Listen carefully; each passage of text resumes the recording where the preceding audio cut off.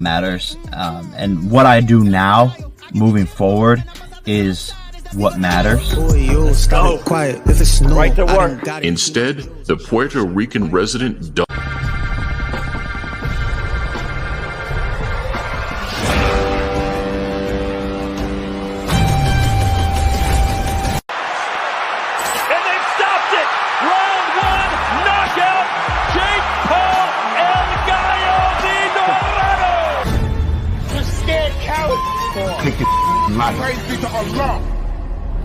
The rematch is Paul Jake threw Mike Tyson just terminate Jake Paul after Jake decided to cancel their fight right after the press conference. Tyson had simply asked Jake a few straightforward questions and then mentioned wanting to tweak a couple of rules for their November 15th match, and Jake responded like someone just flipped his world upside down. He started yelling at Tyson as if the idea of changing the rules was some personal attack. But let's not forget, back in March 2024, Jake was practically on his knees begging Tyson for this fight. He even agreed to fight under Tyson's conditions and signed on the dotted line without a second thought. Signed the contract. Big boy signed the contract. No problem. Saturday, July 20th. See you there, buddy. Just because Tyson didn't have any specific rules in mind back then doesn't mean he can't decide to shake things up now. So let's talk about that press conference at Fanatics Fest on August 18th, where things were supposed to be business as usual. A bit of hype, some classic trash talk, you know the drill. But no, Jake Paul had to turn it into a spectacle instead of just sticking to the script and throwing out some standard pre-fight banter. Jake decided to go full throttle on a mission to verbally destroy Mike Tyson. It wasn't enough for him to just poke fun. Oh no, he went for the jugular. Jake mocked Tyson's age, called him washed up, and as if that wasn't enough, he went after Tyson's health issues too, like some overconfident kid who thought he could tear down a legend with words alone. It was clear Jake wasn't just trying to sell the fight, he was trying to break Tyson mentally before they even stepped into the ring. But here's the thing, Jake clearly forgot who he was dealing with. Tyson, the man who once had the most feared fists in the world, didn't even flinch while Jake was going off like a firecracker. Tyson just stood there calm as ever, taking it all in, not a single word of retaliation, not even a twitch, just that stone-cold, unreadable expression that has sent chills down the spine of every opponent he's ever faced. It was like Tyson was letting Jake dig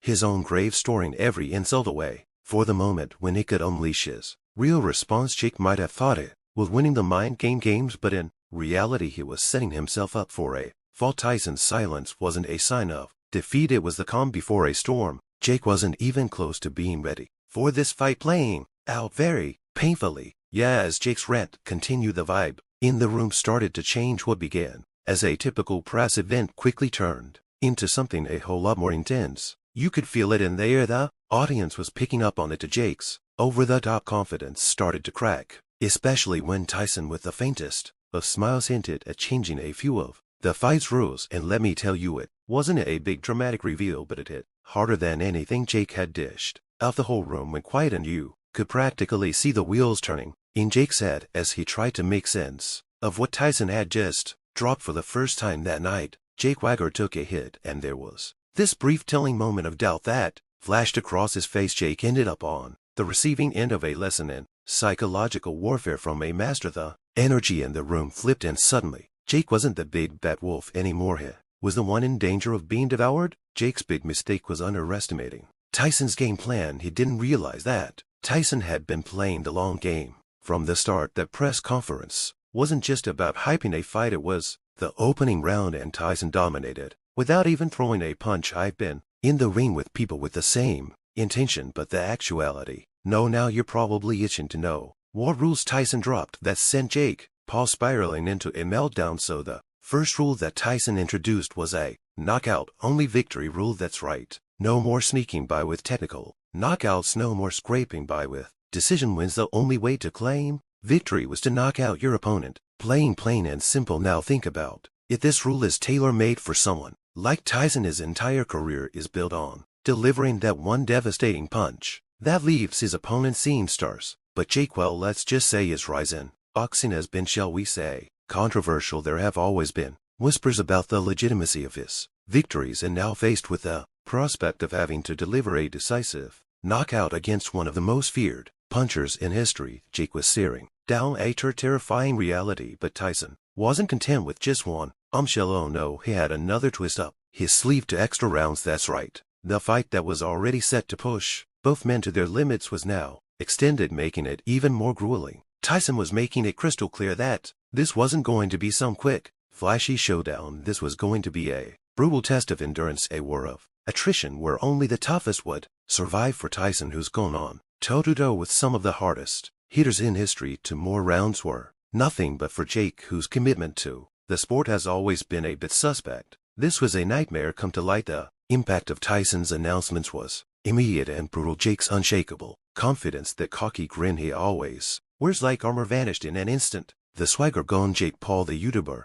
turned boxer who's built an entire persona around being fearless, suddenly looked like a deer in headlights, and his reaction was pure panic. He canceled the fight on the spot, crying foul and claiming the new rules were illegal live. But come on, everyone in the room knew that was a load of nonsense. Jake's sudden decision to cancel wasn't some calculated move. It was a desperate attempt to escape a fight he knew he couldn't win. The truth was painfully clear. Jake was scared. The thought of stepping into the ring with Tyson under these new conditions had ripped away the mask, exposing the cracks in Jake's tough guy facade. His immediate reaction to pull the plug wasn't about legality, it was about survival, plain and simple. The backlash was swift and brutal. Jake's already shaky credibility took another nosedive. The story had changed. Jake wasn't the fearless fighter he pretended to be. Instead, he was exposed as someone who bit off way more than he could chew, and was now desperately trying to dodge the consequences. Tyson's rule changes didn't just alter the fight,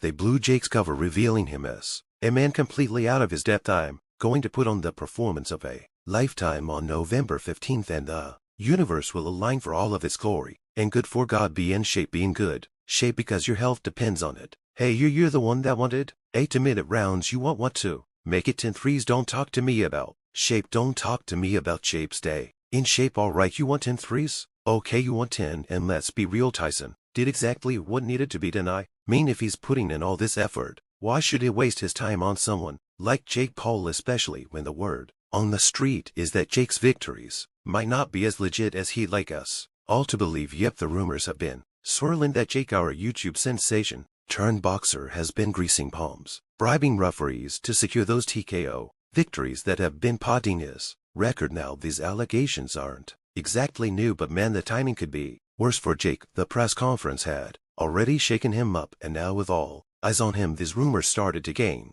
some serious traction. Suddenly everyone was revisiting his past fights, scrutinizing every decision, every TKO with a magnifying glass. It wasn't just about whether Jake could hold his own against Tyson anymore. People were starting to question if Jake's entire career was built on a house of cards. The idea that Jake might have been buying his way to victory at the boxing community where it hurts. Boxing isn't just about fame or money, it's about raw talent, hard work, and being able to take a punch and keep going. These are the qualities that Tyson embodies even now. So the thought that Jake, with his flashy lifestyle and deep pockets, could just bypass all that by bribing referees, that was scandalous to say the least. As the rumors spread, the very foundation of Jake's career began to crumble in the public eye. And let's be clear, these weren't just idle gossip. The whispers had been there all along, especially whenever Jake won by TKO. There was always that uneasy feeling like something didn't quite add up, even though his recent victory against Mike Tyson felt the same. The way some of those fights were stopped, the decisions that seemed a little too convenient. It